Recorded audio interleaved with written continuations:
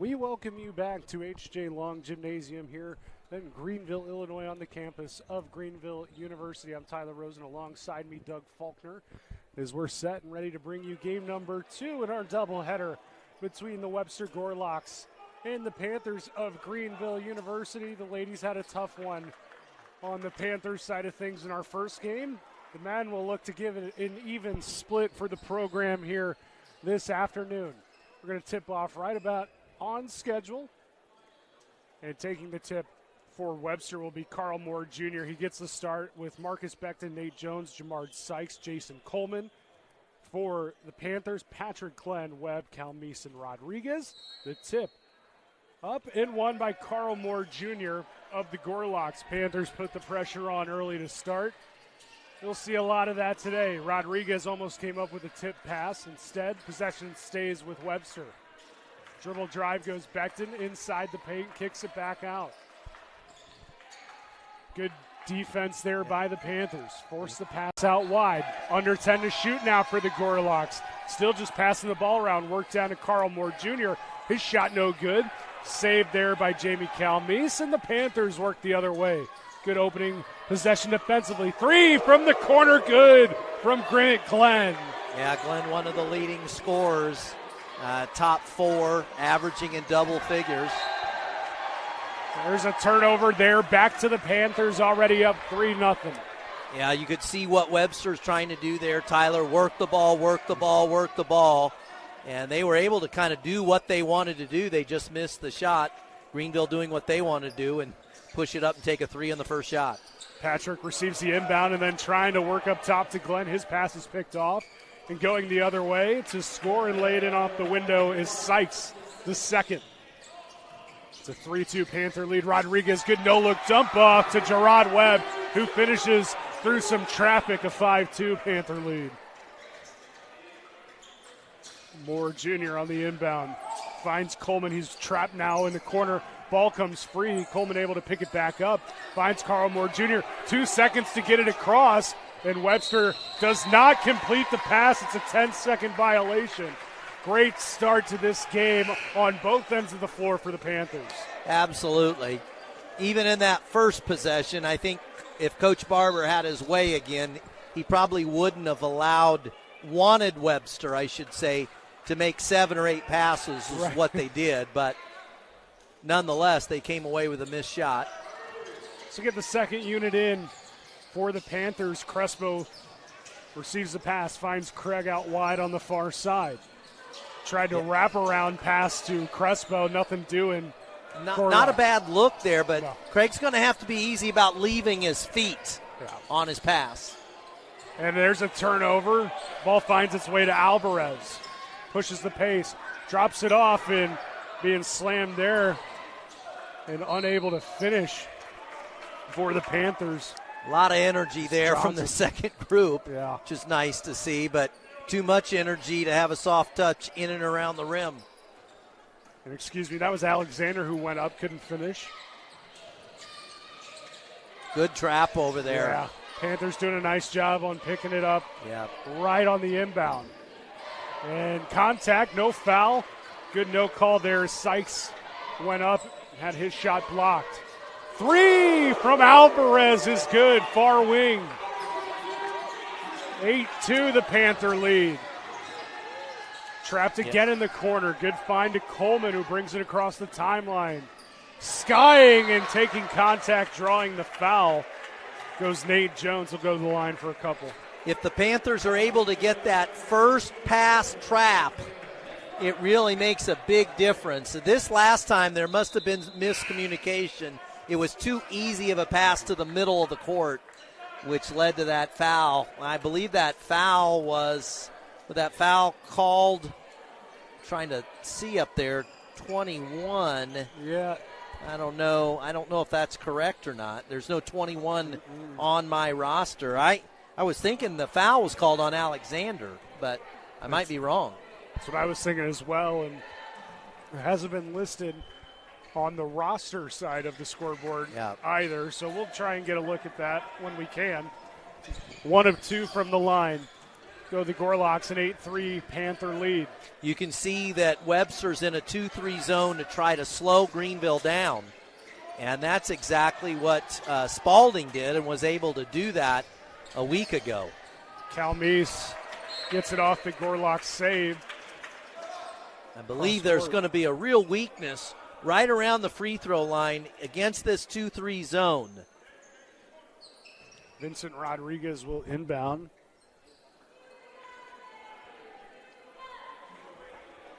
.11 seconds on the shot clock. Quick restart. Finds Webb, who tried to work through some traffic. Shot missed, didn't hit the rim. Going to need to get a shot off here, under 5. Rodriguez, good move, good drive, great finish. Yeah, nice little fake on the dribble by Rodriguez. He does that well. He's got a lot of great misdirection moves. Sykes on the home run pass, can't finish at the rim, but a rebound for the Gorlocks, fading away from Jones, no good. Rebound to the Panthers. Rodriguez spins in the paint, and he carried it. And trying to plead his case. But a turnover, and the Gorlocks. Again, that trap right in the corner. Yeah, very good trap. And good outlet up to Nate Jones. Tried to work he through. walked. Yeah, could have called that, maybe movement. They go no call, missed shot. Possession stays with the Gorlocks.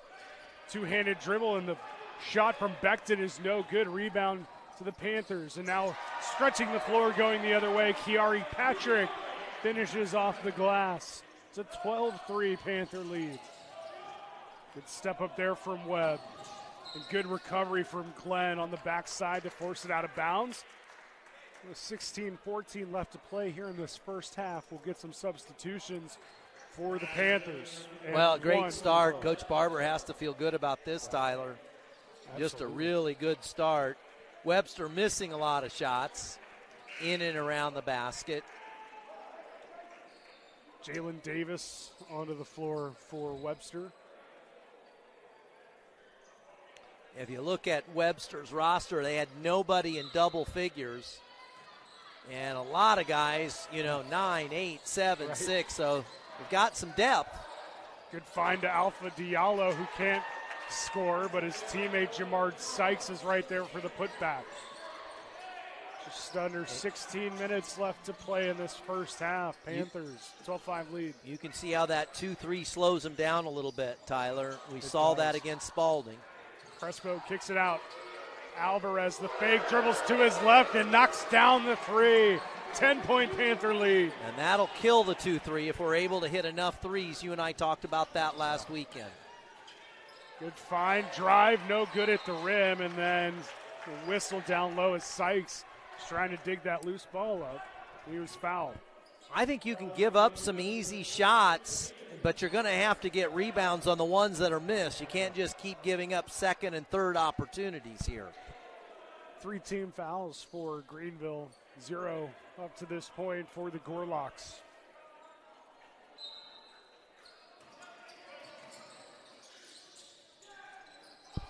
Inbound finds Moore Jr. See, Webster's going to want to work the ball here and use time, and they're going to want to go into that, gentlemen, for sure. I mean, Carl Moore Jr., 6'4", from Jennings, Missouri, and he's got good size to him. He's 6'4", but he's a tight end. Yeah, it's a great way to put it. He's more than just the height. He's built. He's going to be tough to work through, and he makes the first. He's just got a lot of girth to him that's going to be, and strength that's going to be, the Panthers really don't match up with that real well. Out to the corner. Bennett no good. Going up and coming down with the rebound was Caden Johnson, and he was fouled. And that might be Alexander there. Excuse me. And Alexander made a nice move, Tyler, for the kick before he got that rebound. 2 really good plays by Alexander. He really saw his teammate open, exactly what you want to do. It was a great pass, just missed shot. Then he got the rebound and was able to draw the foul. Nice play by Alexander there. Makes the first, second on its way. Good. Back to a 10-point lead. Webster breaking the press easily. Almost walking there was Diallo. Instead works the baseline. His shot no good. Coach Bunch wanted a foul. High off the window and in goes Crespo in transition. Nice. Soft touch by Crespo. And here comes Gorlock's in transition, and Sykes is fouled on his way up. Quickly 5 team fouls here for the Panthers, just 1 for Webster. Yeah, Alvarez did not think that he got any part of his hand. He thought that was a all-ball call here. And, of course, we're going to have these kinds of conversations all day. Yeah. Webster doing a good job attacking the hole here today early, Tyler. And Greenville trying to block a lot of shots, and early there was no foul called. And now, Coach from Webster's been working on him a little bit over time, and now we're going to start seeing some fouls called. So, kind of normal in terms of what you and I are, experiencing here with this kind of a style, pace of game, etc. The second no good, so 0 for 2. Goes Jamard Sykes, the second. Scott picks up his dribble. Dickey, near side corner, knocks home the 3. Travis Dickey, he can get warm on you. Trying to go behind the back, loose ball. Falls to Jacob. Nice little energy from this third unit, isn't it? Yes, it is, as Trent Lee. We've seen it all year. We've seen nice unit from this. We've seen good play from this. What Coach Barber has in this third unit that's really cool is he's got experienced guys in the third unit accepting their roles and playing hard. If he gets this the rest of the season, it is really going to be a factor in this conference season if he can keep everybody together doing that. It's very difficult to do. Especially if it just gives those top 2 rotations a little extra break. That pass goes off the rim and falls for the Panthers. Darius Scott working the wing, finds Dickey, deep 3 from the point. Ooh. Rattled out. Yeah, Dickey from Highland. I mean, he shot that from way west of Greenville. Rattled out, hit about every part of the rim and backboard, and the Panthers force another turnover at the defensive end. Yeah, Webster just hasn't overly been ready to play at this pace. And, I think we mentioned this, but they've only scored 63 points a game coming into this one, and Greenville averaging 117. Almost doubling them up. Quite the difference, and we know when you play this Panthers team, some of those numbers will become skewed or out of the ordinary, but yes, quite the mark there, quite the difference that you point out, Doug. Good ball movement here by this third line. Scott now facing some pressure, turns and just puts up a shot, no good. Trent Lee gets the rebound. Kicked back out for 3, knocked it home. Caden Johnson puts the Panthers up by 20, 27-7. Timeout called. We'll take one as well. You're watching the Panther Sports Network, powered by College Cast. HSHS Holy Family Hospital, here with you. For adventures, big and small, and precious new beginnings. For the game you love, and that next big goal. For unforgettable milestones, and sharing memorable moments. We are here with you, and we are HSHS Holy Family Hospital.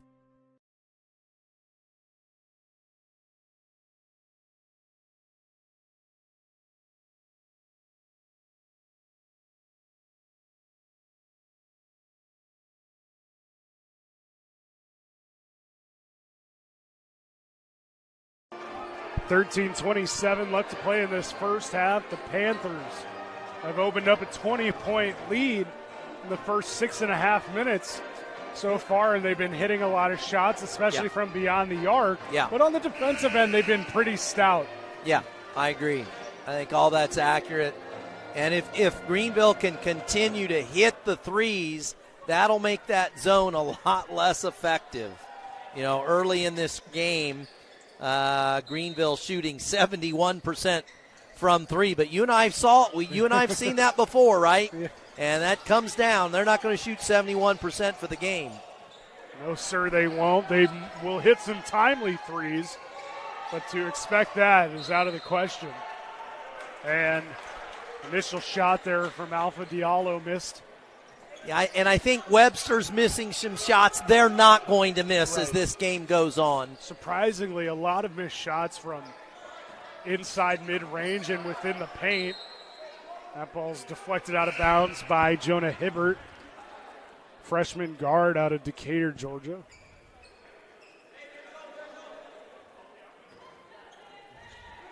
Vincent Rodriguez now. Dribbles with the left into the paint, nice drops pass. it off, and finishing for two and one. I didn't know. It was kind of a slow call there. Yeah. Great pass there by Rodriguez. Good find. Patrick, who did the rest. Kiari Patrick, 6'3", 200 out of the Bronx. Plays a tough game when he's out there. Has no problem going through the traffic there, trying to complete the old-fashioned.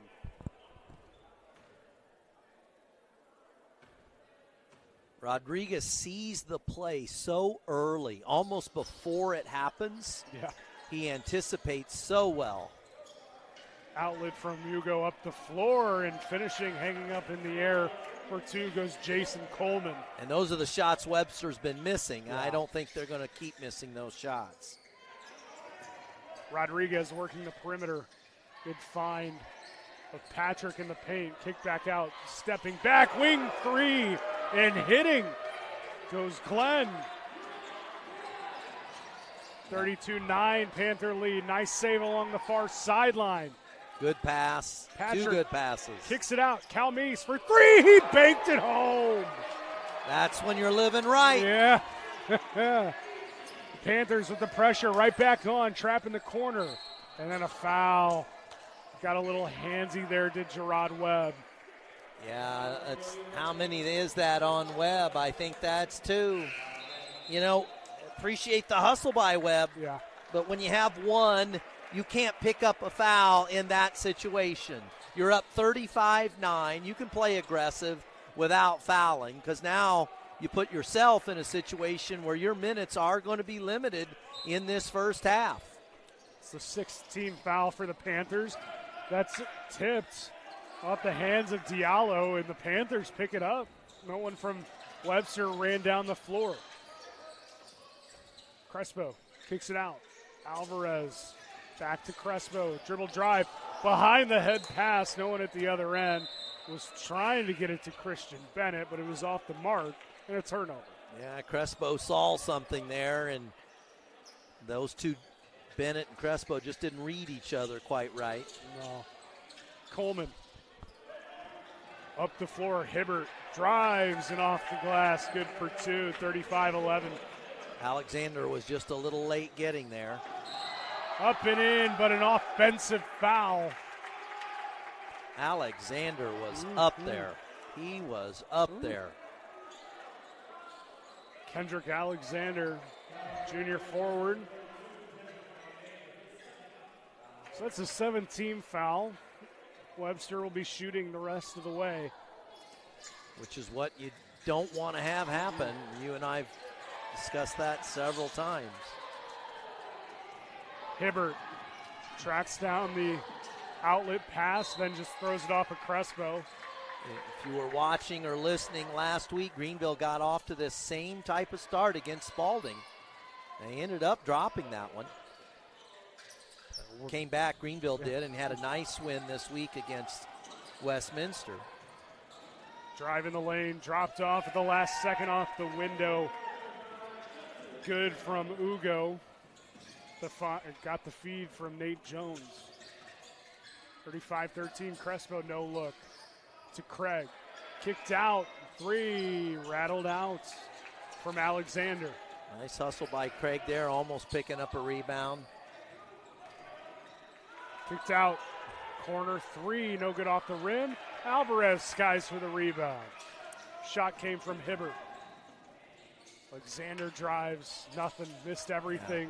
Yeah. Alexander kind of throwing one up there. Coleman, two-hand flush. 35-15 as the lead's back to 20. Panthers have gone a little cold here. Craig turns, finds Alvarez, step back three, no good off the rim. Craig just a bit late on a rebound attempt, but a nice play from Gerard Webb, unable to save it. He takes a spill out in the foyer over there. Trying to get some popcorn here before he goes to the bench. Or rather, that was Bennett. Bennett on that. You can see this 2-3 slowly slowing down the Panthers. Chris Bunch, the head coach at Webster, has been there forever. Great guy, great coach. Kind of one of those guys that holds the Sly act together. He's kind of dealing with a bit of what Coach Mulholland's dealing with on Yes. the Panther side of things for the women. Yes. And that he's got a lot of young players. Yep. He's trying to figure out the best rotation. As Gavin Rivers checks into the game. Freshman on the floor from Poplar Bluff. And another turnover committed by the Gorlocks, and the Panthers kind of weathering this drought on the scoring end by turning to the defensive end and forcing Webster into some mistakes as Webb dribbles behind the back. Finds Patrick. Kicked out. Shot from Cal Meese is knocked home. Another three-pointer from Jamie. Yeah. 38-15 is the Panther lead. Cal Meese comes up with a turnover. Rodriguez lines his feet up. Three rattled out. Rebound to Webster. Push to the floor. Jones drops it off to the teammate Coleman, who goes up and in for two. Rodriguez's pass was deflected. Coleman comes down with it, gives it up, and scoring for two goes Sykes. 38-19. Good extra pass there from Glenn. Cal Meese, no good. Rebound to the Gorlocks. Off the window and in for two. And you can see how this begins to change. That was Gavin Rivers. And now look at it slow down, see? Yeah. So multiple things happening here. The three, no good off the back iron from Grimmett Glenn. Ball back out to Rodriguez. He missed his three. Panthers starting to miss threes. Webster starting to hit the close shots. Webster starting to slow Greenville down. You can see how this starts to play out. You'll keep hearing me refer to last week. It looked like Greenville was going to blow Spalding out of the gym.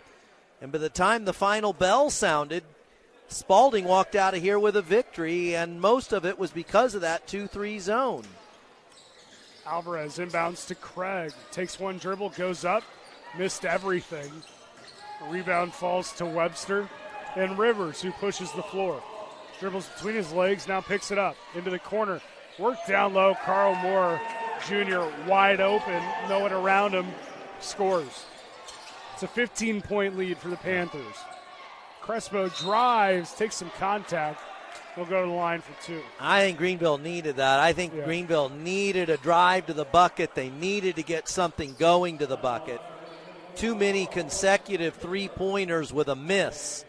And at some point, you've got to be able to drive to the bucket and change the momentum a little bit. Because this team does that well. They drive to the bucket very, very well. Crespo leaves the first short off the front of the rim. It's amazing how this game, it's why we keep watching, I guess, Tyler. Just the momentum switches are just amazing. Crespo 1 for 2. 16-point Greenville lead. Rivers goes up, tried to one-hand slam, had to work around a defender and missed his lay-in opportunity. And now a walk, yeah. That's tough there for Bennett, but he did pick up that pivot. And so it'll be Webster ball 8:23 left to play in this first half.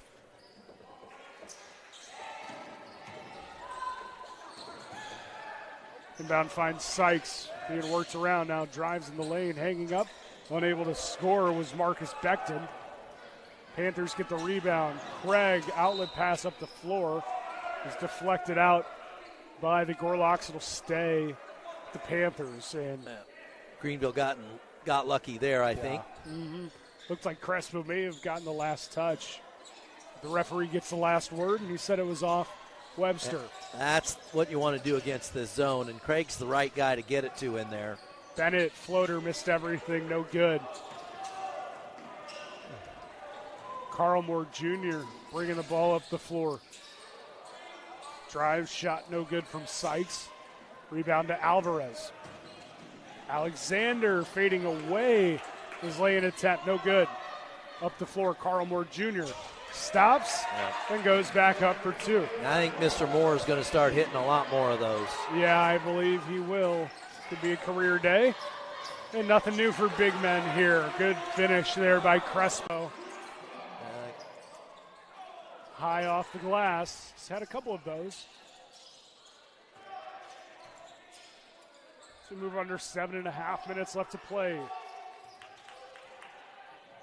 Sykes gives it up. And that goes off of Becton. And back to the Panthers. Nice job defensively there. And Joseph Craig was grabbing at his left shoulder as he was heading to the bench.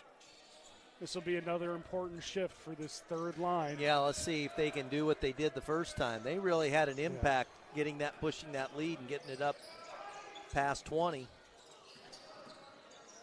Scott to Trenton Lee. Yep. Finds Caden Johnson, who hits the mid-range. That's right in that soft spot of the 2-3. It's an 18-point Greenville lead. Rivers drops it off. Becton, a couple dribbles right through the paint. Nice drive, nice finish for two. Webster starting to connect on their short-range drive to the hole. Shots. Johnson, another mid-range, and that soft spot is good. A little further out from the paint. Trenton Lee nice comes pass, up, Trenton. Attaboy. Finds Dickey for two, and all of a sudden lead back to 20. Same thing they did the first time. The Panthers keeping it on. Trenton Lee off-balance shot after the Caden Johnson steal. No good. Now Webster back the other way, finishing for two is Rivers. And I'd say this third line's done a nice job here so far. Is right on cue. Another group gets ready for the Panthers. Johnson thought about it again, drops it off. Trenton Lee can't finish. Got a nice feed from Caden Johnson. Couldn't finish at the rim. Carl Moore Jr. went up for a one-hand jam and a late whistle, but he'll go to the line for a couple. That's 18 fouls on the Panthers. Well, this third line, it's their second time making a run at it, both times, and you can see they've done better than any group finding the soft spot in the zone with multiple guys. They did it with Caden Johnson, they did it with Trenton Lee, and they really used that spot to both score from and pass from.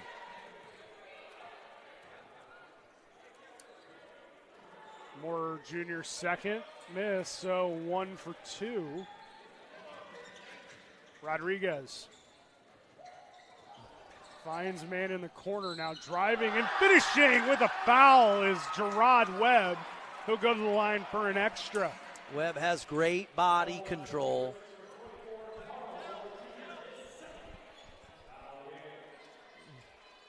He just hung in the air, was able to adjust his shot in midair, draw the foul, and then had the presence of mind, the soft touch to put it up and in. And he's just really good at that. And he's able to do that well. We've also seen him get warm from three a few different games. But Tyler and I have been doing enough of these games, folks, that 49-30 is really nothing. A 20-point lead. We just saw it change in a heartbeat a few minutes ago. It was that third line that kind of pushed it back up to a 20-point lead. They've done that twice. You go back as far as just last Saturday. Panthers kind of looked like they were out of it as we approached 2.5, 3 minutes left to play in the game. All of a sudden they work themselves back and get it to a 1-point game, maybe one possession. So absolutely right, nothing's safe with this style of play as Webb has it sit on the rim, the ball that is, and gets it to fall. 50-30 as he completes the old-fashioned. There's Webb, almost Nice with a play. steal there. Now Calmese with a nice play. Turns into a bad pass. Calmese does his part. Vincent Rodriguez through traffic and draws the foul.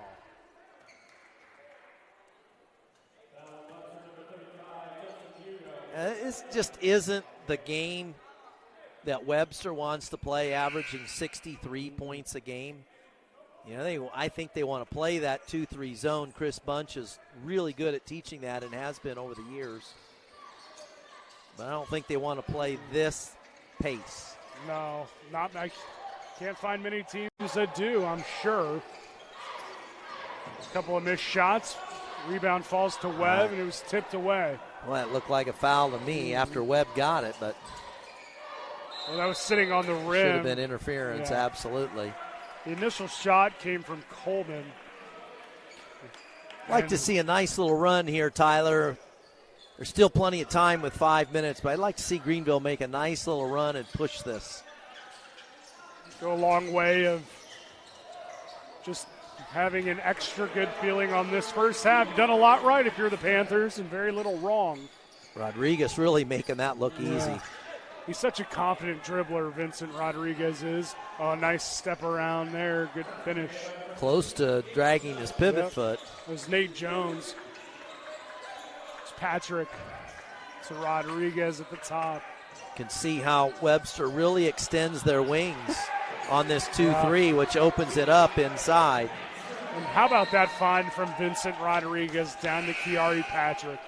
He sees things that nobody else sees. He and Crespo have a little thing going where they're not overusing the no-look pass. A lot of times you might see that works once, so they do it every time. But they pick their spots, Crespo and Rodriguez, and they've been doing it excellent here, at least in the early going of this year that I've seen personally. As Gorlocks work up the floor. Craig is going to get whistled there for the foul, and one. Yeah, he just didn't quite get there soon enough. No.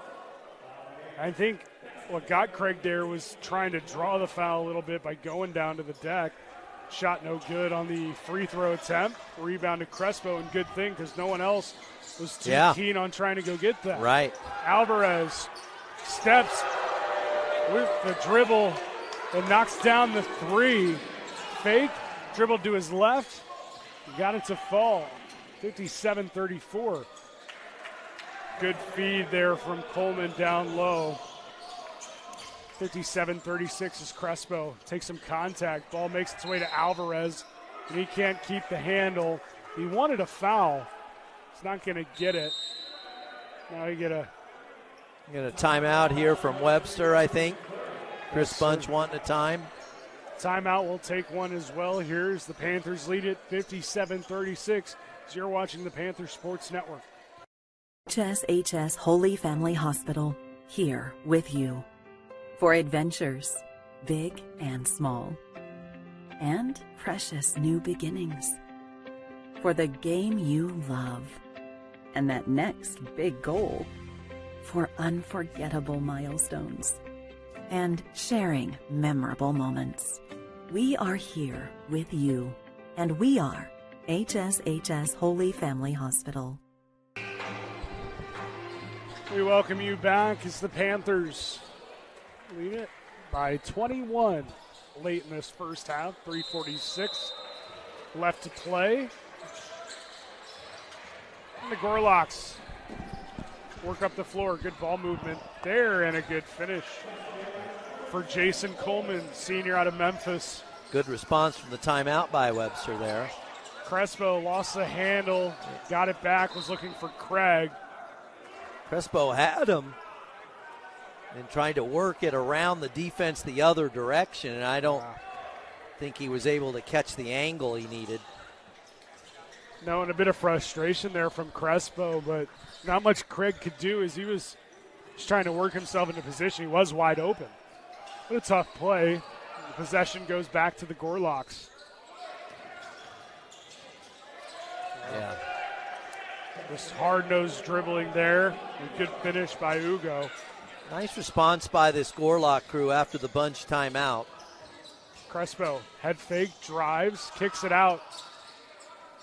Free on his way from Bennett, no good off the rim. Long outlet pass up the floor. Diallo tracks it down, stays in bounds and finds Coleman. Ugo kicks it out. Rivers, or rather Hibbert, no good. Craig, alley-oop, no good. It was off the mark as Alexander missed. Now we get a whistle at the other end. Yeah, Webster coming out after that Chris Bunch timeout, and they almost look like a different team, Tyler. No kidding. Breaking the press with ease, you know, doing a nice job, a little bit more active defensively. Just look like a different team. Their shooting, Webster, is 51% for the game, 16 of 31 shooting. Like Spalding, they've only taken 1 3. 4 of 9 from the line for 44%. First is good from Jason Coleman. Some changes here for the Panthers. And for the Gorlocks, it's one of those things, hey, it was upwards of 20 plus, 25 in this first half. Anything here through this next 2.5 minutes is just going towards your outlook into the second half and really change the way you think about this first. Yeah, Coach Barber may look at that third line. Right. Yeah, you know. There's a little stop unit. Yeah. And why not? Rodriguez, good fake, drives. His shot was blocked. A good block there from Ugo. 15 points is the Panther lead as we approach 2 minutes. Spinning, turning, hook shot, no good from Nate Jones. Now we get a foul. 6th team foul for the Gorlocks. Yeah, Jones leads them in scoring, the Gorlocks, with 5. Becton has 4. Check that. Coleman and Sykes both have 6. And here we go. Keep going, Doug. Moore has 7. So, you know, just like it looks just like one of their score, you know, their total stat sheets for the year so far. Nice play. Rodriguez, good spin, tried to lay it off to Patrick, but too much traffic. And that pass off the mark for Webster, trying to work up the floor. Turnover puts it back to Greenville. They lead it by 15. Greenville shooting 9 of 17, Tyler, from 3, which is what they did last week. They probably are not going to continue to be able to shoot 53%. Rodriguez. Dribble drive, works in the paint, kicks it out. Gerard Webb, head fake, and then he's fouled. And committing that one, Nate Jones, and all he can do is smile about it. As it looked like he and Webb kind of dead-legged each other. Kind of interesting. Turnovers, Greenville has 15, and Webster has 8. You don't see that very much. Usually it's Greenville forcing the turnovers.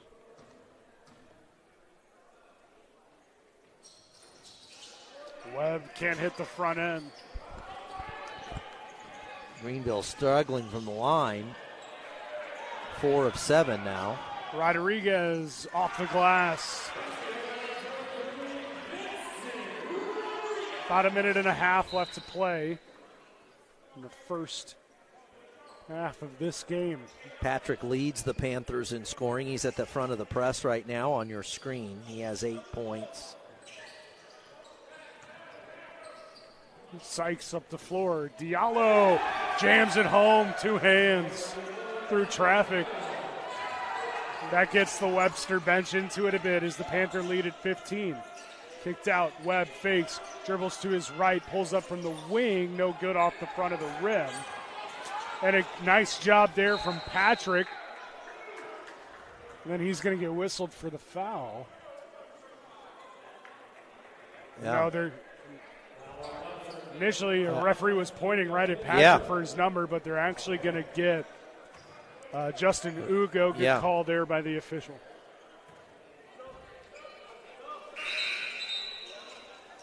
Neither team shooting real well from the free throw line. Webster is 4 of 9 for 44%. And Greenville is, I believe now, they're right at 4 of 7 for right at 60%. Patrick, his first misses everything. Maybe clip the net. And so Webster will have the inbound with 1:09 to play.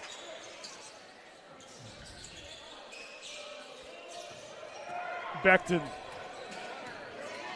drives in the lane, takes contact. A late whistle is going to put him at the line. Yeah. Well, Webster with a chance to, push this to a 13-point game. Greenville had this above 20 at one point.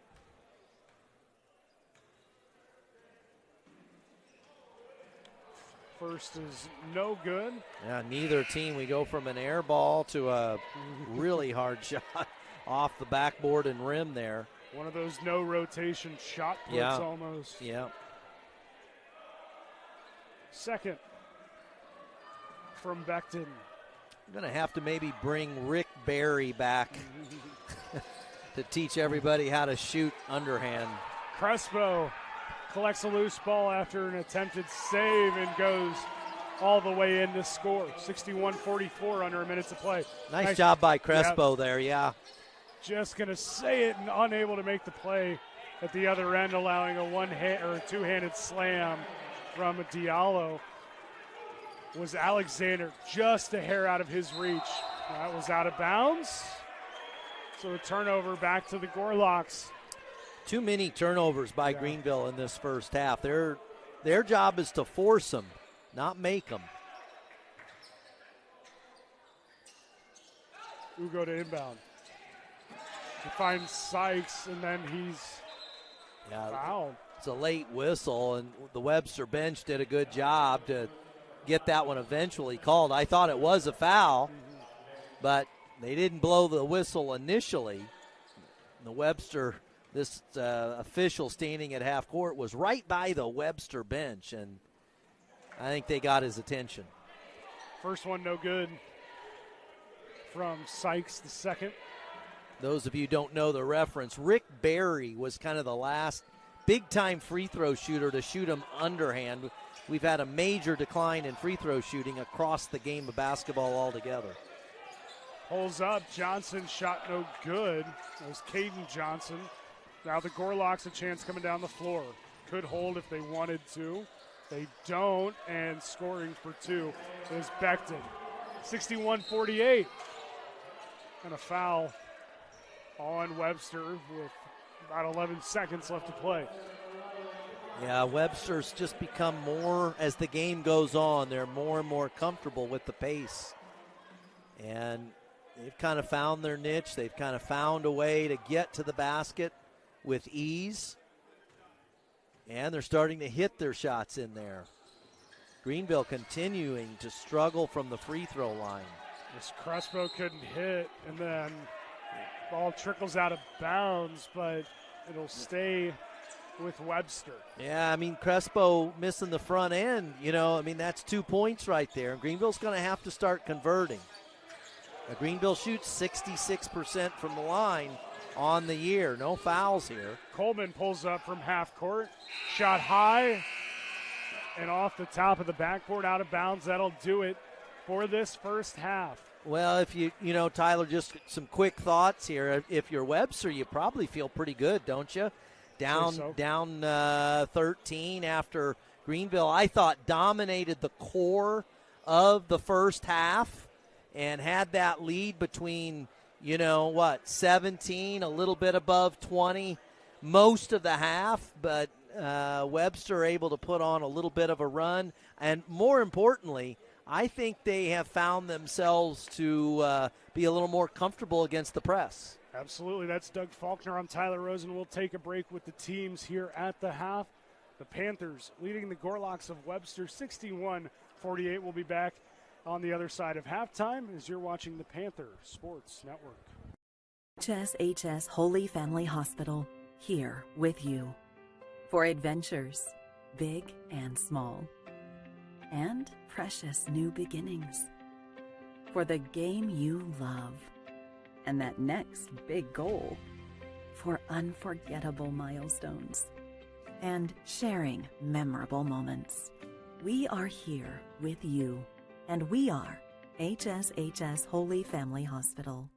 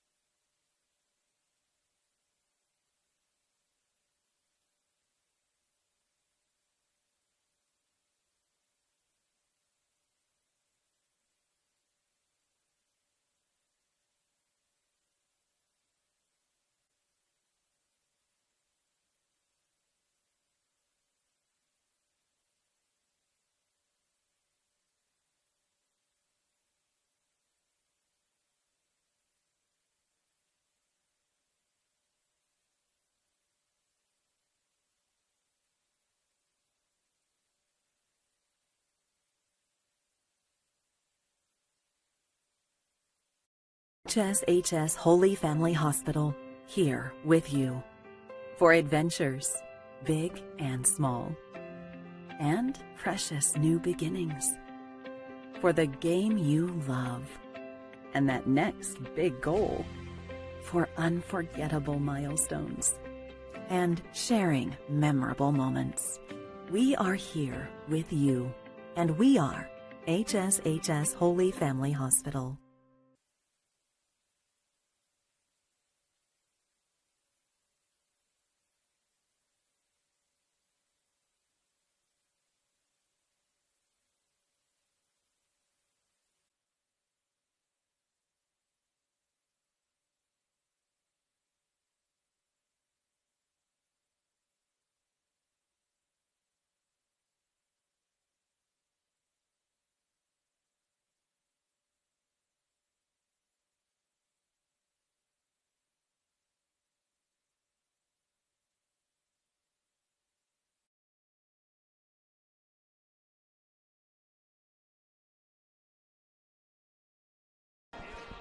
Welcome back to H.J. Long Gymnasium. I'm Doug Faulkner, and sitting beside me is E.J. Alexander from Springfield, Illinois. E.J., tell the folks a little bit about yourself. I'm a sophomore here at Greenville University. I'm a sports management major, and yeah, I play basketball here too. And E.J., is this your freshman year, sophomore year? Did you come in as a transfer? I came in as a freshman.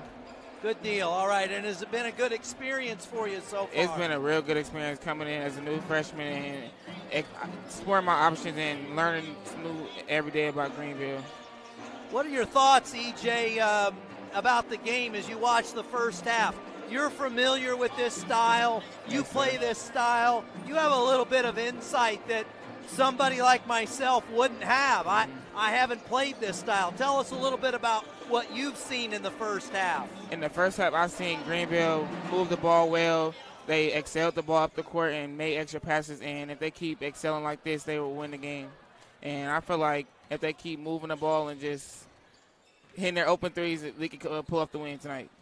You know, last week we played against Spalding, and they came out in that 2-3 zone and kind of slowed us down and ended up getting the victory. But a kind of a similar game, I thought. We got off to a fast start against Spalding, but the more the game went, Spalding became more comfortable. At the end of the first half there, it appeared to me that maybe Webster's becoming a little bit more comfortable. Your thoughts on that?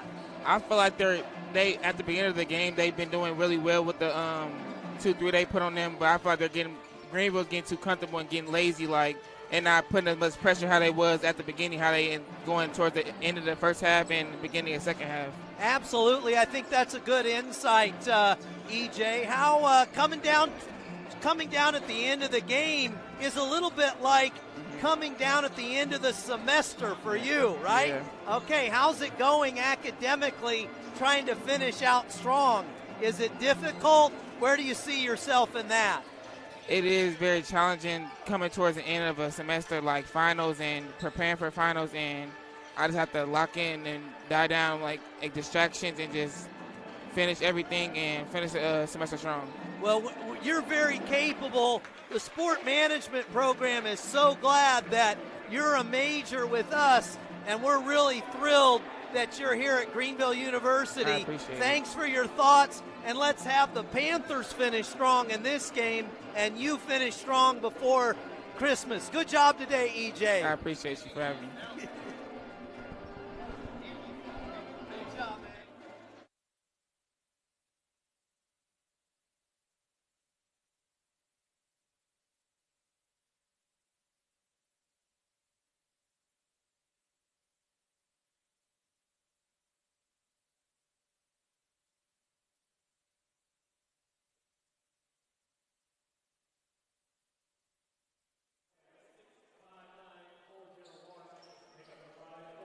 Welcome back to H.J. Long Gymnasium here on the campus of Greenville University. Tyler Rosen alongside me, Doug Faulkner. As we get the second half underway, it was an impressive first half by the Panthers. They kind of waned a bit towards the end of that first 20 minutes. three from the far wing off the right hand of Gerard Webb, no good. Loose ball being battled for and eventually corralled in by the Gorlocks as they push the pace. Nice spin move. Yeah, drawing the contact there was Jason Coleman. Will go to the line to shoot. Yeah, Coleman is a senior, and he's from Memphis, Tennessee, Overton High School. Got a nice little quick spin move in there. And Gorlock's trying to lock in here and make this an 11-point game. And, man, I don't want to say this, but it has a similar feel. It has some than last week's game against Spalding. And I just hoping that we can make a little bit of a run and push this thing back open. I'm not very comfortable once you break that double-digit lead. It just seems like there's a momentum break there, Tyler, if you break that double-digit lead.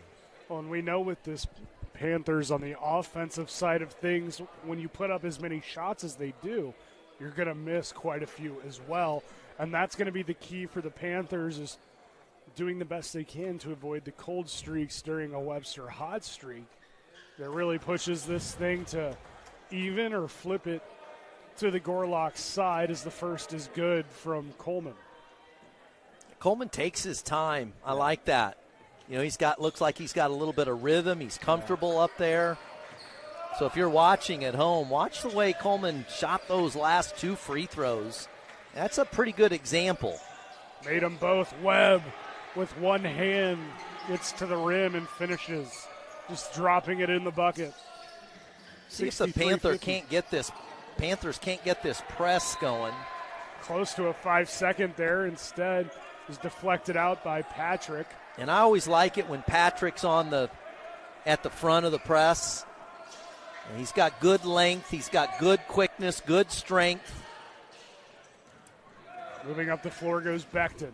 Working on Webb. Stops, goes up with the right hand. Shot no good. Rebound to Calmese. Nice job by Webb there if you were watching. Great job defensively. Patrick. He finds Glenn, who gets his runner up and in. Glenn got into the lane, and I'm liking that right now. Yeah. That ball's tipped around. Webb still going after it, unable to take it away from Carl Moore Jr. Rodriguez tried to poke it free. Instead, it was a good find by Moore down low. And two for Sykes the second. 65-52 rather. The Panther lead. That shot no good. Tip back opportunity missed from Patrick up the floor. Foul there on Calmese.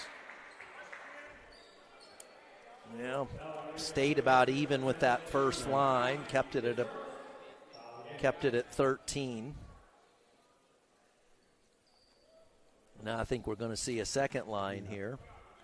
Coleman with the free throws. So see Coleman's patience. Look where his eyes are. He follows the same routine every time. But one of the things I see with people shooting free throws today is it always looks like, Tyler, they shoot them a little quickly. And I like the way Coleman kind of takes his time. He spins it in his hands here. Takes one dribble, looks, spins again.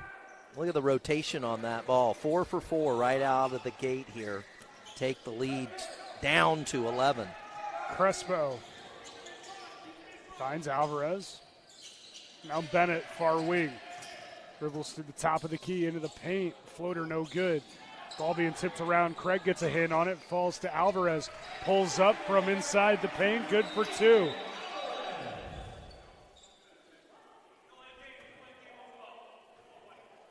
Called a delay a game on Craig, even though he threw the ball to the official. So they just don't want you touching the ball at all, I guess. Craig wanting to speed it up. Yeah.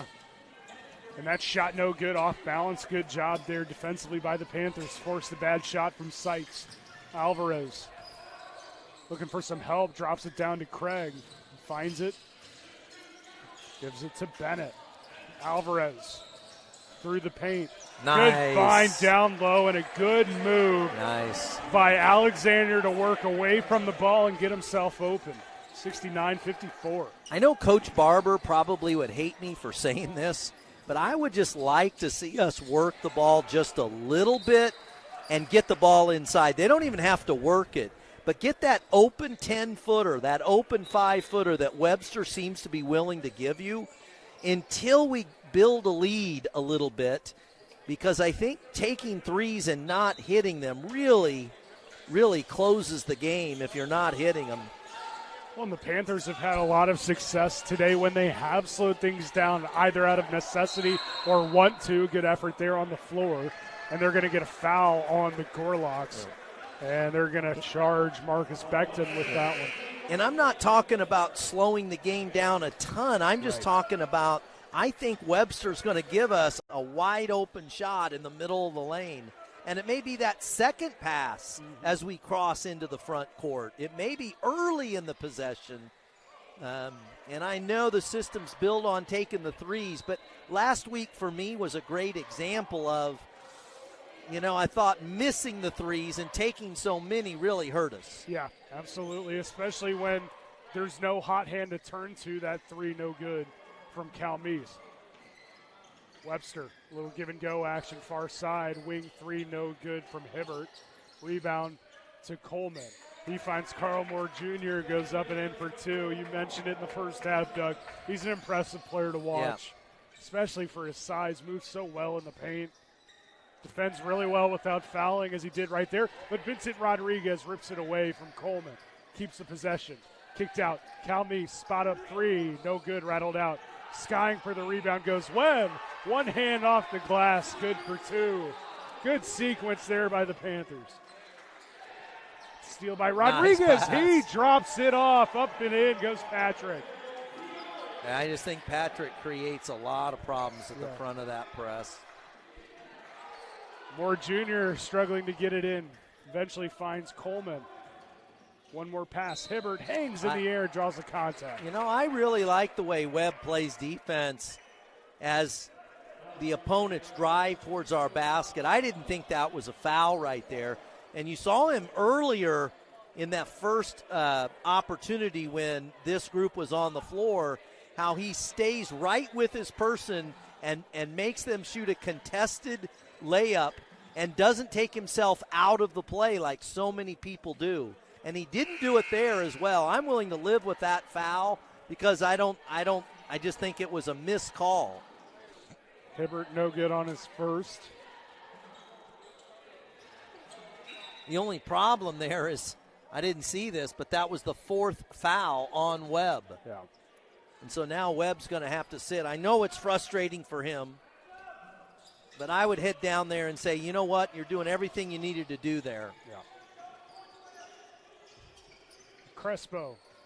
After Hibbert went 1 for 2, he goes off the glass. And that's what I'm talking about, Tyler. Instead of forcing a three, I think they're going to give us that.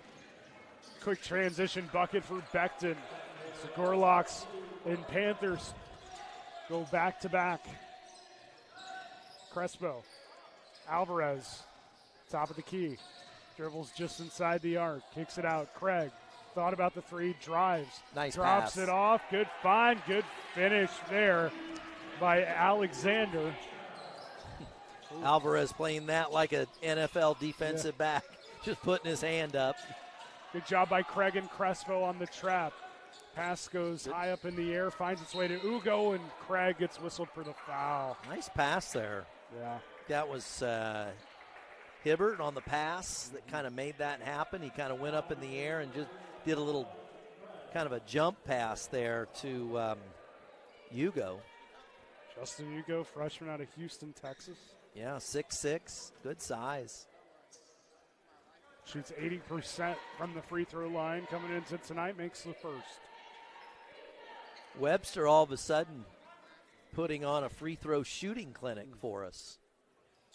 1 for 2. Then the broadcaster, what do they call that? The broadcaster curse. Yeah. Lead at 17, Craig's fouled.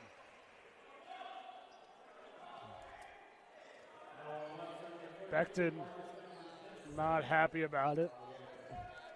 Thought he was clean on Craig. We talked about it at points definitely last year and even so far this year. Sometimes it's not so much whether you get it cleanly or not, as Crespo's fouled and one. but more so the action that you take as far as swatting at the ball. I think it got Becton there. Crespo gets the and one. 15-12 left to play in the second half. Here comes the third line. Let's see if they could push it like they have been doing. Push the lead up. Panthers have done a nice job here, and they've done it not from the 3 line. They've done it penetrating to the hole, dishing it to one another.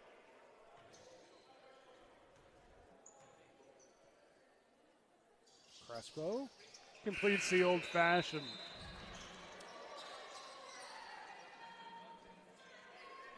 Jacob Lee checks into the game. Becton was trapped in the corner, looking to Ugo. Is out of bounds off the Panthers. You know, Coach Barber's style, we talk about it, is frantic, and Trenton Lee kind of fits the mold of frantic, the way he plays. Nice job by Caden Johnson. Skies up, comes up with the turnover. There's Trenton Lee, kicks it out. Nice pass. Scott for 3, he knocked it down. A lot of this is Trenton Lee just with his energy, although Caden Johnson is kind of smooth, you know, on the other end. There we go. Diallo's shot no good, somehow finds its way back to him. He goes up and in for 2 on the second attempt. Yeah, Caden Johnson had the rebound. I thought he was fouled afterwards, but. Dickey, far corner. Caden Johnson fading away from the block, knocks it home for 2. He's just so smooth in everything he does. I'll tell you what, you said it, I believe, in the first half, Doug, is another layup for Sykes is good, but it's like this third line's bought into this role that they have to play. Corner 3 from Trenton Lee, no good, and they get excited about it. And they're exciting to watch from a fan's perspective and from a broadcaster's perspective. I mean, they play. That's the style Coach Barber prefers. Absolutely. You know, that's the way he wants to play. They make the extra pass to one another. They fly around the court. Well, and when you might only get 7 minutes over the course of a game, Yeah. you can ask that line to play that way every time they're on the floor. And you're right, it's absolutely fun to watch. It's been troublesome for Webster at times because it's 85-66. Rodriguez is going to get called for a walk. He took an inadvertent shot up around the eye, but there was no whistle there, not until he tried to walk it off literally. I don't know if he maybe got accidentally poked in the eye there, and he didn't complain about there not being a foul. Oh, tough whistle there as Jalen Davis goes sliding into the wall, and he was going with a full head of steam. Yeah, Davis going hard there and just really went against that wall really hard. One of the trainers ran into the broom as well and right at one of the cutouts.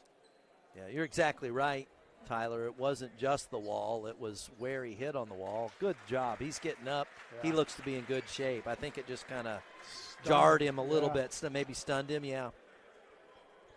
How about that? Shake it off and go shoot some free throws. Yeah. Oh, and they're going to so Coach Barber will get to pick who shoots free throws as Davis is going to have to come out of the game. Well, we know who to tell him not to pick. Is he out there?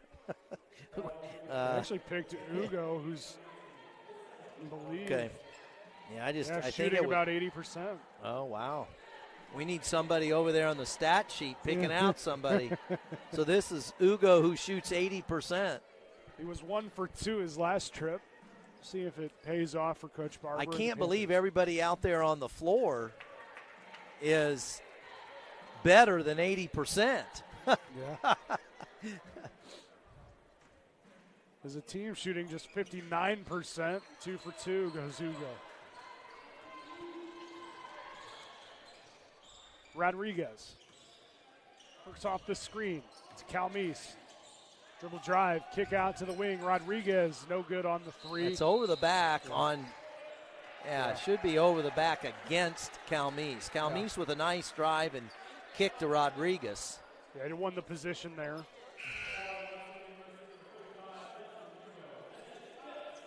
Five fouls for the Panthers, 4. And Ugo is done with 13:33 left in the game. Wow. Justin Ugo going to take a seat. That's a big loss for Webster. He's a nice little player for them. But he's some much-needed size. Yeah. Especially with some newfound size this season for the Panthers. Speaking of some, was Gerard Webb, who was fading away and couldn't finish. Yeah, I think Webb has 4, so he's going to have to be careful. Sykes lays it off down low for Nate Jones, who can never really get the handle. He's worked back beyond the three-point line. Gets a tip from a teammate and a nice move inside the paint for 2, 85-70. Nice play by Nate Jones. Back the other way go the Panthers and Rodriguez. 87-70. Under 13 to play. Good find, skying for a two-hand slam goes Nate Jones. Cross-court pass. Rodriguez fakes, drives, spins. No good with the left hand. Left it a little short on the backboard. I like that drive by Rodriguez, though. Absolutely. Oh, looking for Carl Moore Jr. Ball was tipped around. It's a good idea by Sykes. The Panthers working the other way. Rodriguez was looking for Patrick. Made up his mind a bit too late. Now Carl Moore Jr. the other way. He's fouled on his way up. That's the 6th team foul committed by the Panthers. 12:23 left to play. We'll get a couple shots and some subs. Carl Moore Jr. From Jennings, Missouri. Moore Jr., 6'4". His first no good off the rim. Rolled out. Crespo, Alvarez, Alexander, Craig, as well as Christian Bennett. Back in for Greenville. Second, short off the front of the rim. Tipped out to Alvarez, who gives it up to Crespo to run the point. Good pace, drive, lost the handle, left it off for Craig. Alvarez, good head fake, dribbles to his left, knocks down the three, 90-72. Good job there by Alvarez. He's so patient, and he's done that head fake a number of times today, and players still falling for it. Carl Moore Jr. goes up strong with a one-hand jam attempt, no good. Crespo thought about it. Good pass. Drops it off. Alexander can't finish. Alexander probably had time for a jump stop there, maybe. Moore Jr. lays it off for Nate Jones. He goes up and in, scores 2 more. 90-74 as we approach 11 and a half minutes to play. Nate Jones is really under control in and around the basket. Alvarez just pulls up, heat check. Why not? A good step beyond the three-point arc. Yeah, Alvarez feeling it a little bit right now. 93-74 is the Panther lead. Carl Moore Jr. the extra pass. Then the extra pass from Nate Jones. One too much. Carl Moore Jr. showing the strength, though, ripping it away from Joseph Craig on the ground and gets it off the window for 2. Craig laid it off and was not touched by the defender. So turnover there. And some changes for the Panthers. Glenn, Patrick, Webb, Rodriguez, as well as Calmes. Becton in, as is Gavin Rivers back into the game. He had an impressive first half off the bench. Into Becton, he's trapped in the corner. Good trap. Nice job here by the Panthers. Home run attempt, picked off there by Calmes. Nice trap by Patrick and Glenn over there. Rodriguez, good hesitation on the pass. 3, got it, Grimmett Glenn. 96-76. Good find by Rodriguez, and a nice jumper there from Glenn. Cross court, Rodriguez forces the pass down low, and Diallo finishes the easy 2, left all alone. Webster has done a nice job as the game goes on, making passes to one another in and around the basket, giving it up selfishly to one of their teammates. They seem to really become comfortable with that. Early on, they missed a lot of shots in and around the basket. Now I think they're getting a better look because they're passing the ball better to one another. And B, I think they're just learning touch in and around the basket at such a high pace. First from Coleman is good. It's the 17th foul committed by the Panthers. So the Gorlocks shooting the rest of the way.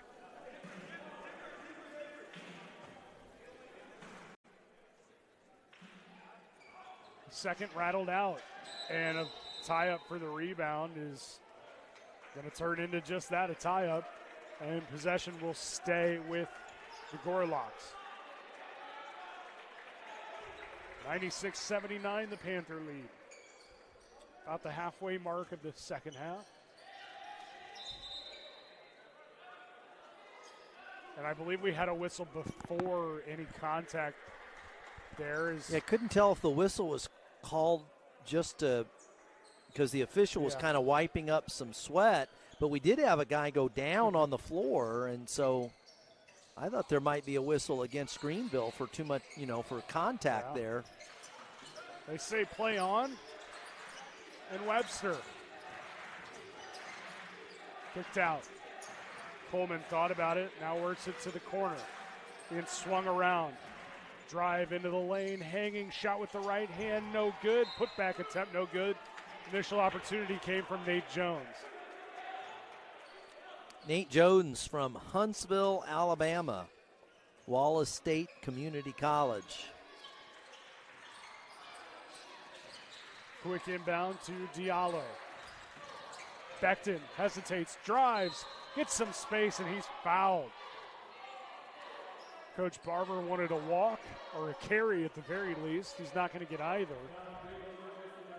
They're going to get Rodriguez. It's his second, team's 8th.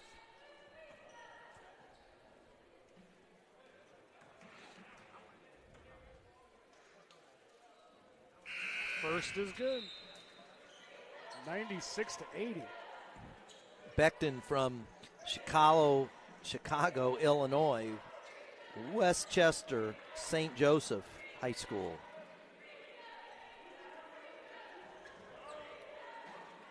Becton's another one of these good-looking freshmen, isn't he? Yeah. These guys are going to get a lot better. Especially the rotation that we've seen today from head coach Chris Bunch. He's not afraid to get some of these younger guys right in the middle of the fire. It'll pay off, as we talked about in our first game. Just on the flip side, when you think about the teams, Craig trying to find a teammate, finds Alvarez near corner.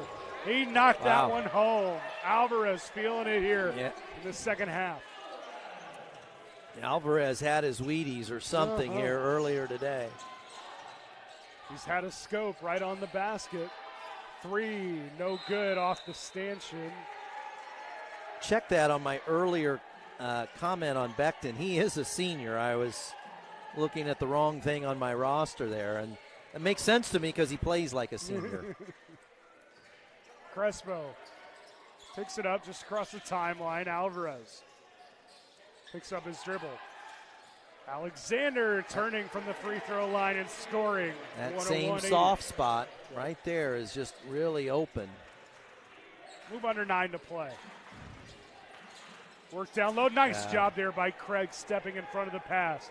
Alvarez, wing 3, far side, missed everything. And Craig, and it looked like Alexander were 2 over there trying to make a play on the loose ball.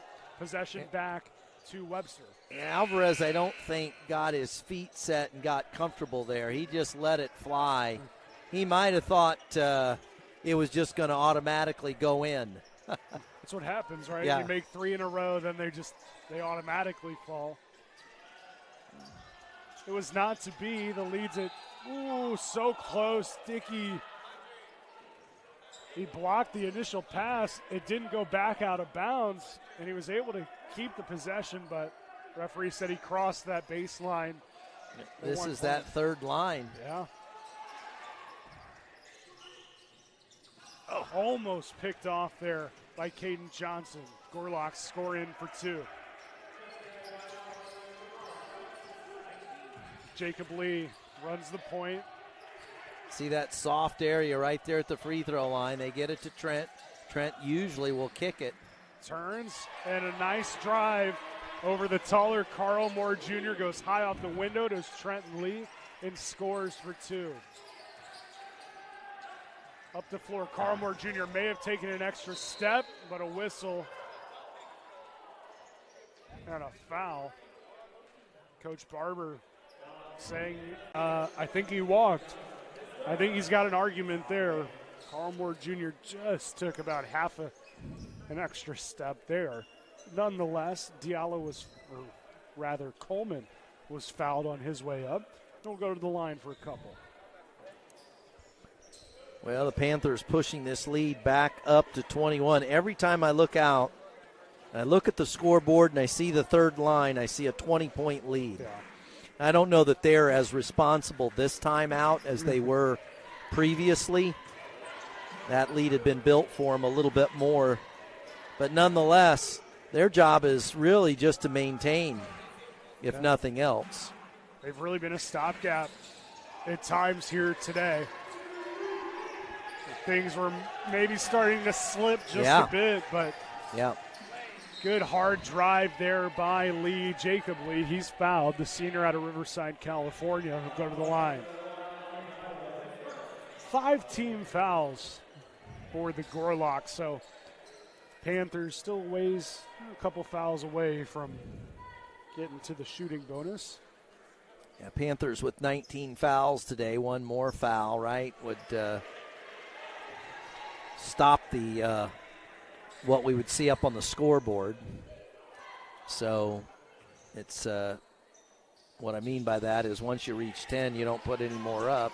The opposing team's going to shoot 2 free throws. Dickey. Offensive board off the missed free throw rather. Dickey's 3 no good. Now foul committed by Trenton Lee. Nothing is easy against this third line. You get a rebound, you're going to have 2-3 guys behind you. You make a long pass, you better believe somebody's chasing you down. I mean, it's just not going to be easy playing against this group. They share the ball well with one another. It's not a tall group. Moore Jr. misses the first.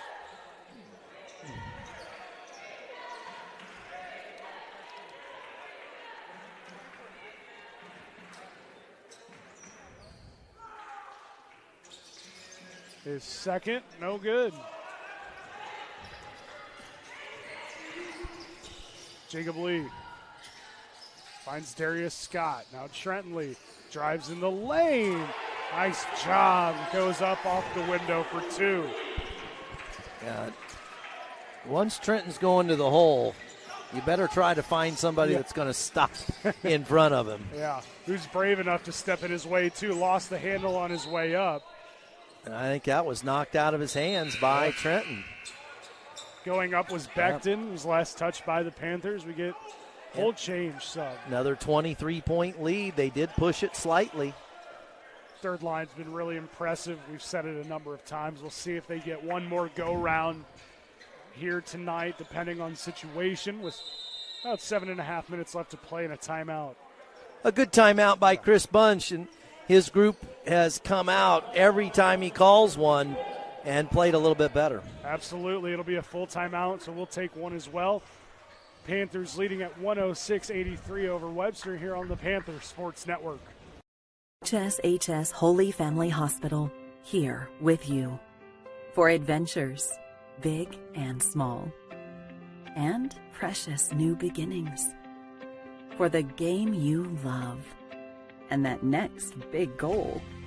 For unforgettable milestones, and sharing memorable moments. We are here with you, and we are HSHS Holy Family Hospital.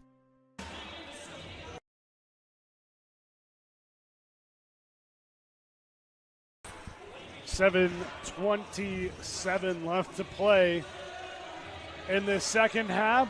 Panthers lead at 106-83, coming out of the timeout called by Webster. And as Doug mentioned before the break, Webster's been awfully good out of the timeout here so far today. You know, Webster shooting 54% from the field. They've had 61 attempts. They've made 33. They are 0 for 5 from 3. They're 17 for 34 from the free throw line. That's hurt them. 50% from the free throw line, and 34 free throws is quite a bit. That's a lot of points out there. Absolutely. It's a team that only averages about 59% as a whole. And Sykes somehow keeps his pivot foot, makes the bucket. That's one of the big stats in this game. The Panthers have only shot 12 free throws versus Webster's 34. Panthers only shooting 6 of 12 from the line. Crespo says, why not on the deep three? Craig almost comes up with a nice rebound. Instead, the Gorlocks work the other way. It was tipped out of bounds. Last touch there by Christian Bennett. Nice job getting a hand in the passing lane. Possession stays with Webster. Panthers shooting 43%, almost 44% from 3. That's a big change from last week. Inbound finds Sykes. He finds Diallo, drops it off to Coleman, who scores too. 106-87. So the trend continues for Webster out of a timeout. Behind the back pass. Finds its way to Alvarez via Alexander. His three no good. Alexander with a nice pass to Alvarez. You got to believe Webster has a couple of runs left in them. They really haven't had much in this second half, which is why that comment speaks awfully loud at this point. Is that deep two off the mark from Kendrick Alexander as we approach 6 minutes left to play. Transition offense a bit too easy and a late whistle. Yeah, you know, early in this game, Webster was trying to make a few passes before they did anything. They've quickly abandoned that, and as soon as they cross half court, they're heading straight to the rim, and they're trying to create a numbers break for them where they have one or two more guys, and they're going straight to the hole. Beckton misses the first. Rodriguez, Patrick, Webb, Calmise, and Glenn all the way back at the other end of the floor. Second, no good. It's one of the stories of this game. I didn't see it until I had the stats here in front of me and delivered to me. We don't have live stats like we have had. But that 17 for 34 is a big piece to this game. It'll be a killer. That's one of those situations where Rodriguez sees it before you do. Yeah. And he just put a bounce pass in front of Glenn and thought he was just going to run baseline. Rodriguez has some great vision. We've talked about that today.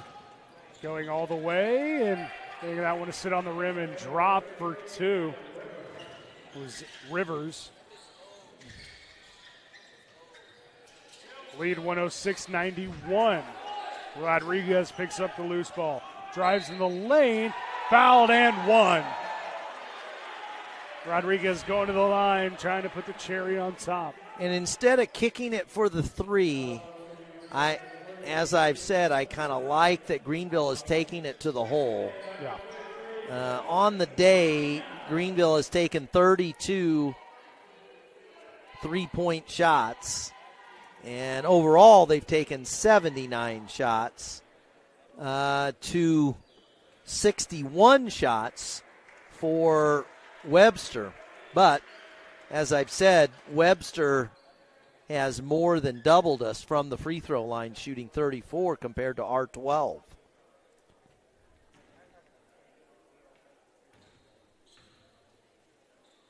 Rodriguez. He tacks it on, 109-91, 5:27 left to play. Presses on, and a steal there from Rodriguez. He's fouled. Good effort there from Rodriguez. Panthers are shooting the rest of the way with 5:24 left to play. Anytime Patrick's out there, we got a really good shot at getting a good first trap, which really creates havoc. And that's what that was. Webster player trying to pass out of a great trap had to go up and over Patrick, which made the ball have some loft on it, and that's what enabled Rodriguez to get there. Takes his dribbles. Wiping some sweat off of the ball as well. And makes the first. On the front end. 110-91. We'll see how much the offensive strategy changes, if at all, for the Panthers, assuming they can keep this around that 20-point cushion. Rodriguez makes them both. Just if it's more dribble, drive, and kick, right, or just don't put up the first three that's available, because you might get more of those here towards the end of the game. Good find. Unable to get that up and in off the window is Rivers. Panthers working the floor the other way. Calmise, wide open lane. He almost didn't believe it was that wide open, and he missed the layup. But a nice job there initially by Webb, but then he lost the handle on the steal. And we'll get a quick whistle to wipe the sweat off. As we had a couple players go down towards the floor. And with 5 minutes exactly left in this game, that third line is going to get another look at trying to keep this where it's at. You called that, Tyler, wondering if they'd get another look, and they certainly are. And the way that they've been playing, they might get more here, especially with the lead at 18, assuming they can keep it around this point. There's no reason to believe they can't with the way they've played, especially today. Going to need a little extra help, Will Caden. Yeah, Webster are applying a little pressure themselves, which they haven't today. And Webster is playing man-to-man. They came out in that 2-3 zone. Good find down low to Trenton Lee from Dickey, who gives it right back. Dickey spins, fading away inside the paint. Shot no good. Carl Moore Jr. gets the rebound. And a nice play from Caden Johnson coming up with the steal. Pulls up, wing three. He got it, nothing but nets. 114-93. Mr. Smooth, silky smooth. Rodriguez. I'm sorry, not Rodriguez.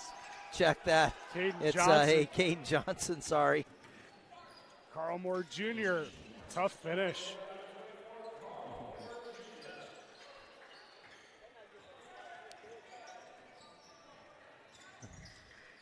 Panthers. Johnson drives, fading away. His shot was blocked. He was way off balance and way below the backboard. I love the way Caden Johnson, after he had his shot blocked, sprinted down the floor and got back into defensive position. That should go on game film for everybody to see. You don't pout. You don't drop your head. You sprint down and get back into good defensive position. First is good from Coleman. Another line change and another good shift from that third line.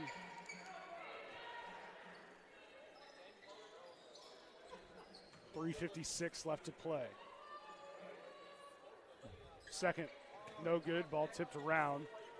Picked up by Gerard Webb of the Panthers. Almost lost the handle. Corrals it. Pulls up from three. Shot no good. Rebound to Webster. A good job by Rodriguez there to keep the ball down here. And he worked himself into position without fouling. A two-handed slam for Diallo. 114-98. Rodriguez is fouled on his way up. Go to the line for two. Panthers lead it by 16. 3:27 left in the ball game.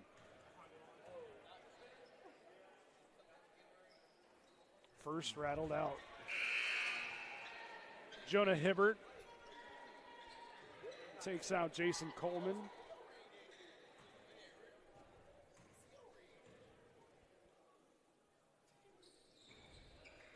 Rodriguez goes 1 for 2.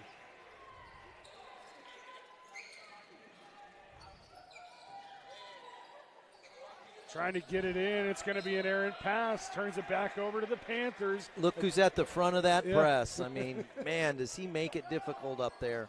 I like the way he works. Yeah. You know, lots of times you'll have a person at the front of the press who just kind of puts his hands up, and that's not the case for Patrick. Rodriguez spins, kicks it out as he was falling to the ground. Gerard Webb tried to dribble around one defender. Ball finds its way to Cal Meese. Gives it up to Glenn. Almost walk. Now dribble drives off the window. No good, and he takes a spill into the wall. Gorlock's coming back the other way. Rodriguez almost comes up with a steal. Good find down low, and his shot was blocked, but we're going to get a whistle and a foul. 3:03 left to play. Patrick raising his hand, and they're going to call it on Cal Meese. I think Patrick was trying to make sure Cal Meese didn't pick up another foul is what I think he was doing, although he was right in there on that play. He could have been called. A couple of Panthers with 4, a couple more with 3. Yeah, Webster First from Carl Moore Jr., no good. Webster's made this a very tough game on themselves by not hitting free throws. This would just be a much different game. It certainly would change the outlook of this final 3 minutes. Yeah. And how you play it, how you choose to defend, and certainly would just put more pressure on the Panthers to make something happen on their end offensively. 1 for 2 goes Carl Moore. We move under 3 minutes to play. Alvarez on the wing to Crespo. Works the top. Alvarez working around the Joseph Craig screen, tried to drop it off for him. Goes out of bounds. Craig was popping out for 3. Alvarez says run the baseline. Yeah, he wanted a kind of a pick and roll, and Craig wanted a pick and pop. Yeah. Good pressure still by the Panthers.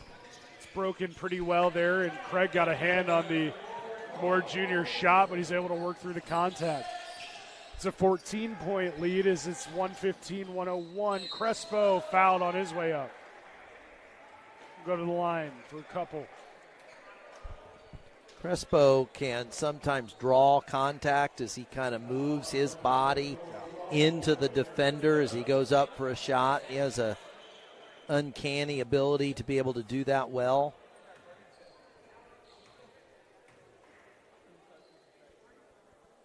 Crespo makes the first.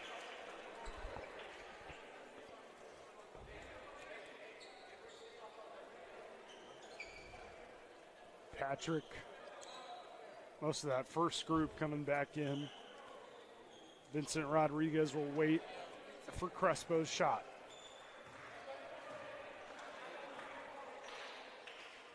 Up and no good. The offensive rebound and put back from Patrick is good, though.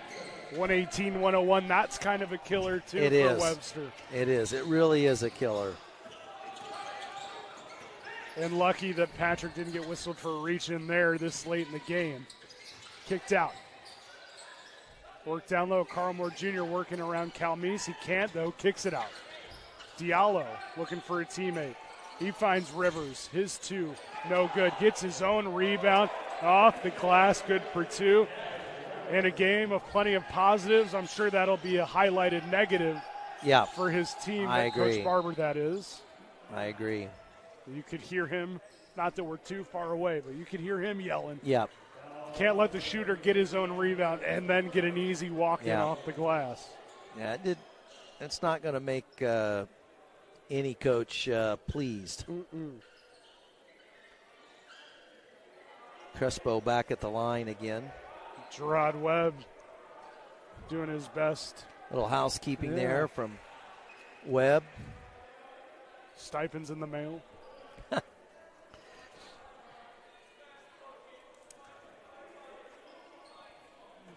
Crespo take his free throws as both teams in the double bonus from here on out. Webster scoring about 40 points over their average today. In a normal situation, if you scored 40 points more than your average, you're probably thinking that's a win, but not in this style. It's the norm rather than the exception, that's for sure. As our Greenville fans know, really our Slyac fans know at this point. You play Greenville and it's quite the experience. 119-103. Sykes to Hibbert. Rivers drops it off. Coleman hesitates, then goes in for two. 119-105, about 90 seconds left to play. Rodriguez. And Greenville going to slow it down a little bit here, it looks like. Appears to be the case. Just use some clock. Webster seems content. Why not? But some good effort here from Rivers on the defensive end, working on Cal Meese. Webb pulls it back out, under 10 to shoot. Rodriguez now. Dribble drive, trying to create some space. 4, spins, and it kind of dragged. It kind of slid his pivot foot. Yeah. You know, a couple threes. We've seen weirder things happen. But we certainly have. One of the things is Webster, it would be weird to see Webster hit a three. Yeah. That has not happened. They're 0 for 5. Carl Moore Jr. goes up and in for two. 119-107. Chris Bunch is going to try something here. He's down 12 with 48 seconds. Going to be interesting to see what he wants to do, but I think this is a timeout to probably set up a defense that's going to pressure Greenville. And, you know, you and I have been together, Tyler, enough for us to talk about the concept of pressing a pressing team. Yeah. And that we've lost some games because some teams have been willing to do that against us. But my guess is Chris Bunch may actually be setting something up. It could be a trap in the front court. It could be something here full court. We'll see. But I can't imagine he just called a timeout to say, here's where we're going for the post-game meal. Yeah. He forgot to tally the votes. He needs a quick head count. Yeah. No, I agree with you. I think it is. Well, and if you're Webster, you got to think any points given up here is the dagger, proverbial dagger, if you will. But you come up with a stop and a score, all of a sudden you're at 9 or 10. And while it's certainly not an easy task, you keep the effort up, and you never know what might happen. As you mentioned, Doug, we've seen some crazy things with this style of play. So they are lining up in a full-court man-to-man press. Rodriguez, a nice job collecting that, and he's fouled. He'll go to the line for two. And they decided to foul right away. So Chris Bunch trying to work on something here. And Greenville has shot 12 of 21 for 57% from the free throw line. And Webster has shot 19 of 40. That's 20 points sitting out there at the line. They shot 47%. You know, their shooting from the floor has been fine, 59, almost 60%, 44 for 74. They didn't take many threes, 0 for 5. And that's a way to make Webster take the press off, get fouled, and hit 2 free throws. Two for two goes Rodriguez. Gorlock, good no-look pass down low, and finishing was Diallo. Yeah, Chris Bunch, Coach Bunch wanting to put the press back on. Now, I've always wondered why teams, to be honest with you, Tyler, don't try more press against Greenville to see what might happen. You already know you're going to play a fast-paced style, but often teams that play this style don't have somebody that comes up and traps them. And so that one laid up there on the line for a lifetime there, up on the rim. Excuse me. Greenville doing a good job in this situation hitting their free throws. But I'm just surprised teams don't try it a little bit more throughout the game. Give it a try. I agree, and because you'd hate to use the excuse of an expectation of Greenville being more comfortable with that pace full court, certainly, but you're right, press a pressing team, you never know what might happen. Good find, one-hand jam. Kiari Patrick. Throw it down, big man. And an exclamation point on what today has been for the Panthers, and it'll be a conference victory. Alley-oop, no good. Steal there by Carl Moore Jr. as we move under 10 to play. Pull up three, no good. Rebound putback attempt is good, as that was Sykes the second, and that will be the final points of this game, 125-111. The final, the Panthers victorious. Avenge last weekend's loss. They move to 2-1 on the young conference season, and a big win when you have a nice lull upcoming here through middle to end of December. Yeah, two big wins, two big conference wins. The win at Westminster on Wednesday, and then this win here at home. Hopefully we'll get Coach Barber up here. Sometimes I have to run down and get him. He kind of runs.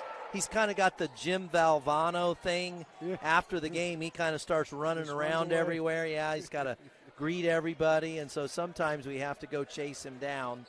We'll see here. Coach Barber and Coach Bunch have a good relationship with each other. I don't know if looks like Greenville will circle up here, but good win for the Panthers, and that'll take them to 2-1 in the conference. And Webster now is gonna fall here to one. That makes them 1-2, I think, in the conference. 1-3. They played tonight an extra game. Yeah. And but Chris Bunch, I think, as you said, Tyler, a little bit like our women's team. I think he's going to be trying to bring some players around here. 1, 2, 3, 4, 5, 6, 7, 8, 9, 10, 11 freshmen on this squad. So he's got some people to work with. He's got 1, 2, 3, 4 sophomores. So a big part of his unit is freshmen and sophomores. And so he's probably looking for some development and maybe some improvement, late in the year. Patrick leads the Panthers in scoring this evening. And let me go see if I can. Yeah, I think we are going to get Coach Barber. Patrick leads the Panthers in scoring with 16. Glenn with 11. Rodriguez with 14. Rodriguez 6 of 7 from the line. So just about half of his points from the line tonight. Alvarez, he got warm. 6 of 9 from 3. So he made 7 buckets tonight. He was 7 of 10, but 6 of 9 from 3. One of the stories of the game, his 20 points on just some phenomenal shooting. And Crespo had 14.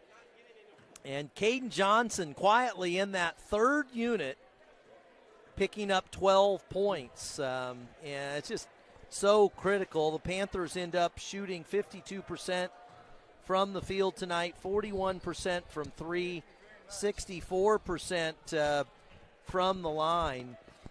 Coach, you know so much more. Congratulations on the win, by the way. Thank you. One of my first thoughts was actually, it was only a week ago you and I were sitting here. It still kind of blows my mind. It has to blow your mind.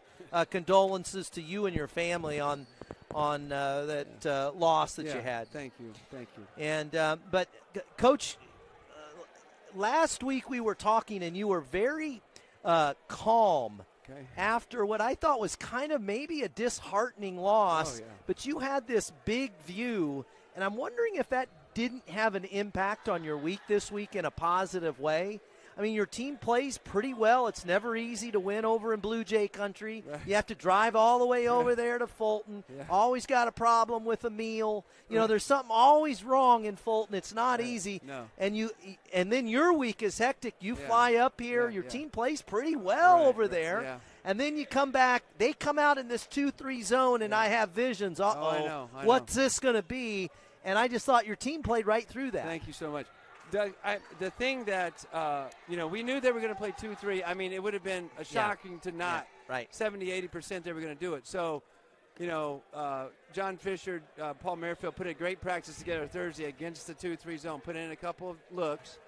And I just told the team, I said, I wrote every single player's three-point percentage on the board by shift. And I said, listen, here's your first look. Here's your second look. Now, anybody can shoot them, but these are two. They've got to get a look if your shift's on the floor. And we emphasized sharing the ball, scored at the end of a pass. But somehow we knew, like, if they came out in zone, which they probably were, it was going to be make your shots, maybe get the game, don't make your shots, and then it makes it super difficult. So, thankfully, I think we shot like 40% in the first half from three. Yeah, well, you shot about 42 for the game, 15 of 36, 41.7. Yeah. So our what we thought would happen happened, and if we made threes, we would have a chance to win. So we're really thankful that the guys played well. I was most proud of the third unit tonight. Were you getting ready to say that? We talked about it, and I really feel like they've played great all year. You're at the helm here. You see them all the time. Yeah. I just thought, well, what we were trying to track it, every time they came in, they increased the lead. Yeah, exactly. So we always see who's a positive and negative. They've struggled. They've been around even, maybe sometimes negative. But tonight they were positive. So you saw they kept getting into play. I mean, that's the bottom line. Yeah. And the thing, the style, what I keep emphasizing is it just smokes out two things. One, it smokes out if you're selfish, you can't play this stuff. You've got to go on and off quickly.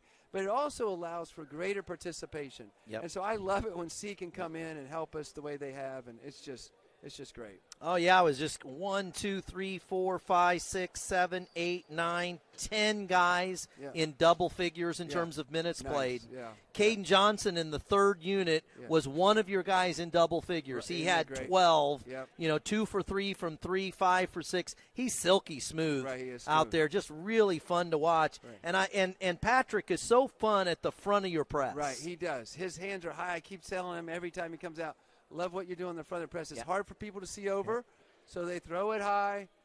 Hopefully we can run up under it and get a tip or maybe a steal. And we used to, I didn't press as much as you do, but I liked it, and we really had to work hard to get the person on the ball to sprint to that first trap. Right. That's a lot of work. A lot of work. We're asking an awful lot out of a person, and when he does that, you get a steal, probably 60% of the time, 50%, because they have to pass over him again. So they can't do it twice. So hard. Yeah. Yeah, it is a lot of work, and we're starting to learn how hard we have to play. And that turned the corner at Westman. Yeah. We had a couple injuries, and so some of the C group came in and played with A and B, and A and B were huffing and puffing to keep up. And I said, no, this is the level that you have to play, the speed at which you have to play. Yeah, so. And that third unit does do that. And we talked about them being a little bit frenetic. Yeah. Is that it? Frenetic, yeah. Yeah, and Trenton Lee probably demonstrates that the best.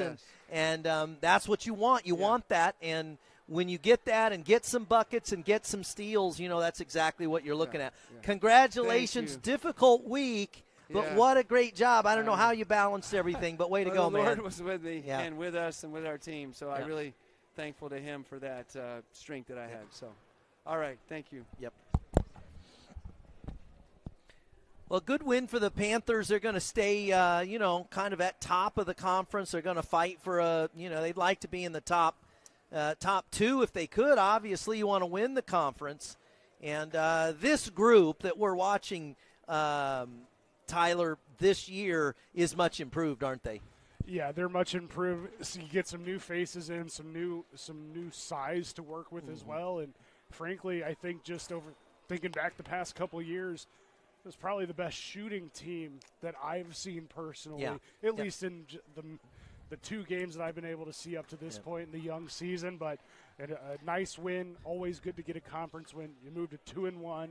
You're keeping pace with the presumable favorites in the conference, and any win this early in December is great, and you keep it rolling. As we mentioned, you're going to get some of these lulls here for about a week and a half, 2 weeks, and you're going to need all the positive going into that break as much as you can get. And with that, we'll wrap it up right here. For my partner, Doug Faulkner, I'm Tyler Rosen, reminding you of our final score. The Panthers victorious over the Webster Gorlocks, 125-111. Until next time on the Panthers Sports Network.